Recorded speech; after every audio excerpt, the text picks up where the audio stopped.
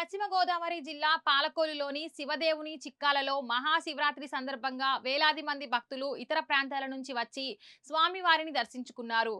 సంతానం కోసం మొక్కుకొని కొబ్బరి గులాబీ మొక్కలు నాటారు. మగబిడ్డ కావాలంటే కొబ్బరి మొక్క, ఆడబిడ్డ కావాలంటే గులాబీ మొక్క నాటితే పిల్లలు పుడతారని తరతరాల నుంచి విశ్వాసం ఉందని భక్తులు తెలిపారు. సుదూర ప్రాంతాల నుంచి వచ్చే భక్తులకు దాతల సహకారంతో మహా అన్నదాన వితరణ కార్యక్రమం నిర్వహిస్తున్నట్లు ఆలయ కమిటీ అధ్యక్షుడు గని తెలిపారు.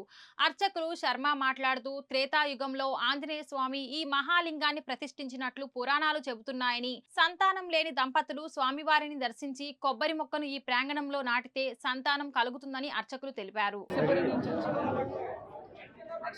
మా డాడీ వాళ్ళు ఇక్కడే పుట్టారంట. మేము తర్వాత ఎప్పుడు రాలేదు ఇక్కడికి. సో దట్ ఇప్పుడు మా మమ్మీ చెప్పారనమాట, మ్యారేజ్ అయ్యాక ఇక్కడ కొబ్బరి మొక్క ఇస్తే పిల్లలు పుడతారని. సో దట్ ఆ దేవుడిని దర్శించుకోవడానికి వచ్చాం కొబ్బరి మొక్క. పశ్చిమ గోదావరి జిల్లా పాలకొల్లు మండలం శివదేవుని చిక్కాల గ్రామంలో వేయించేసినటువంటి శ్రీ పార్వతీ సమేత శివదేవ స్వామివారి దివ్యక్షేత్రం.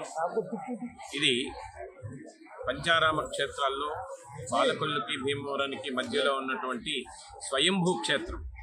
ఈ క్షేత్రంలో మహాశివరాత్రి రోజున స్వామివారికి పాంచాన్నిక ధ్వజారోహణ దివ్య కళ్యాణ ఉత్సవాలు జరుగుతాయి.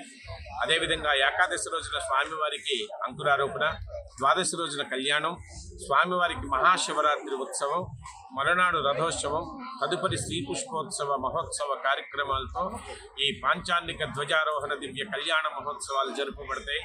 ఈ దివ్య క్షేత్రంలో ఉన్నటువంటి స్వామి యొక్క మహత్యం ఏమిటంటే, ఎవరికైతే సంతానం లేనటువంటి దంపతులు ఉన్నారో వారు కనుక ఈ మహాశివరాత్రి రోజున వచ్చి స్వామివారి ఆలయంలో స్వామికి అభిషేకం చేసుకుని నారికేల వృక్షం అంటే కొబ్బరి మొక్కలు ఎవరైతే పాతుతారో వారికి తప్పనిసరిగా మరల సంవత్సరానికే వారు బిడ్డనెత్తుకుని వస్తారు. అదేవిధంగా ఎంతోమంది, కొన్ని వేలాది మంది ఇప్పటి వరకు స్వామివారి యొక్క సేవలో తరించి సంతానాన్ని పొందిన వారు ఉన్నారు. ఈయన సంతానేశ్వరుడైనటువంటి శివదేవ స్వామి మగపిల్లలు కావాలంటే ఇక్కడ ఆచారం కొబ్బరి మొక్క పాతుతారు. అదేవిధంగా ఆడపిల్ల కావాలంటే కనుక గులాబీ మొక్కను పాతుతారు. ఇదేదో వన సంపదని పెంచుకోవటం కోసం మూఢనమ్మకంగా కాదు. నాకు ఇప్పటికీ 60 సంవత్సరాల వయసు. నేను 11వ సంవత్సరంలో స్వామివారి సేవలోకి వచ్చాను. మా తండ్రి గారు, మా తాతగారు, మా ముత్తాతగారు, నేను ఎరుగుండగా కొన్ని వేలాది మందికి సంతానం కలిగినటువంటి వారు ఉన్నారు.